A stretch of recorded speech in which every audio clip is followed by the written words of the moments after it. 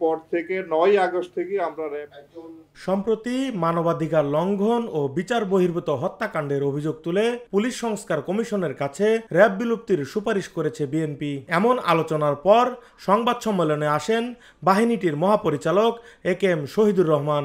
বলেন, সরকারি বিলুপ্তির চূড়ান্ত সিদ্ধান্ত নেবে। র্যাব বিলুপ্তির বিষয়ে আমি র্যাবে কর্মরত আছি। আমরা যতদিন দায়িত্ব পালন করব, র্যাবের আমাদের যে দায়িত্ব, সেই দায়িত্ব আমরা নিষ্ঠার সঙ্গে আন্তরিকতার সঙ্গে পালন করব এবং এ ব্যাপারে সরকার যে সিদ্ধান্ত গ্রহণ করবে সেটাই শিরোধার্য। সরকারের সিদ্ধান্তের অপেক্ষা আমরা থাকব। এ সময় প্রথমবারের মতো র্যাবের বিরুদ্ধে গুম ও খুনের অভিযোগ স্বীকার করলেন বাহিনীটির প্রধান।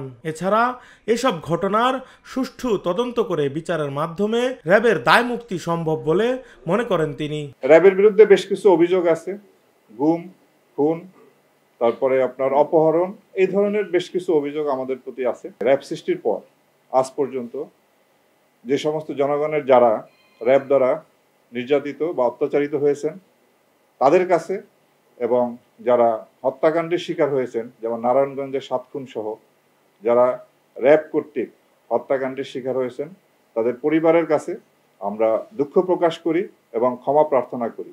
এবং পাশাপাশি এই সমস্ত ঘটনার সুষ্ঠু তদন্তের মাধ্যমে এর বিচার যাতে হয় সেটা আমরা প্রত্যাশা করি।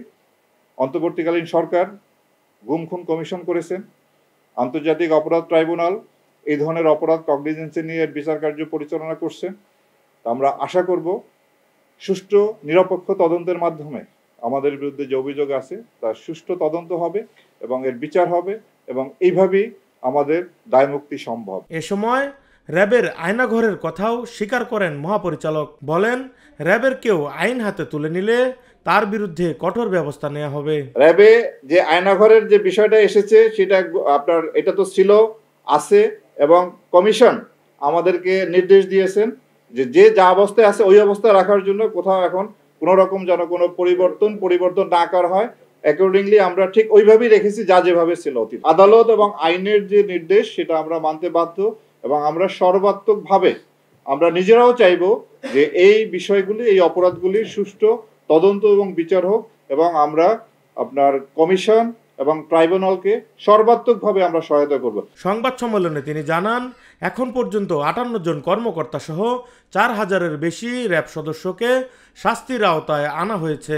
এই পর্যন্ত প্রায় র্যাবের ৫৮ জন কর্মকর্তা এবং ৪,২৩৫ জন সদস্যকে শৃঙ্খলা ভঙ্গের জন্য অভিযুক্ত করে তাদের বিরুদ্ধে শাস্তিমূলক ব্যবস্থা নেওয়া হয়।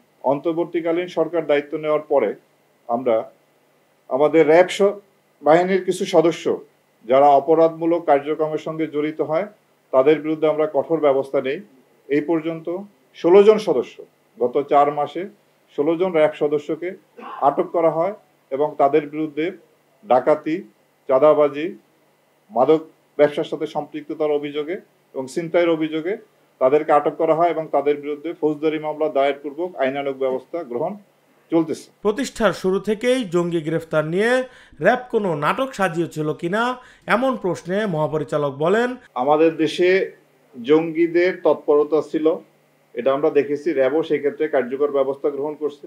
ভবিষ্যতেও যাতে কোনোরূপ জঙ্গি তৎপরতা এই দেশে বিস্তার লাভ করতে না পারে সেজন্য আমরা সচেষ্ট আছি এবং কাজ করে যাচ্ছি। ১৬ জন র্যাব সদস্যকে আটক করে তাদের বিরুদ্ধে ফৌজদারি অভিযোগ আনয়ন করেছি, এবং ভবিষ্যতেও কোনো সদস্য যদি এই ধরনের অপরাধের সাথে সম্পৃক্ত হয় তাদের বিরুদ্ধে ফৌজদারি মামলা এবং পাশাপাশি বিভাগীয় মামলা দুইটি অব্যাহত থাকবে, এবং আমরা এই বিষয়ে অত্যন্ত কঠোর অবস্থানে আছি। রাকিব হাসান, ভোরের পাতা।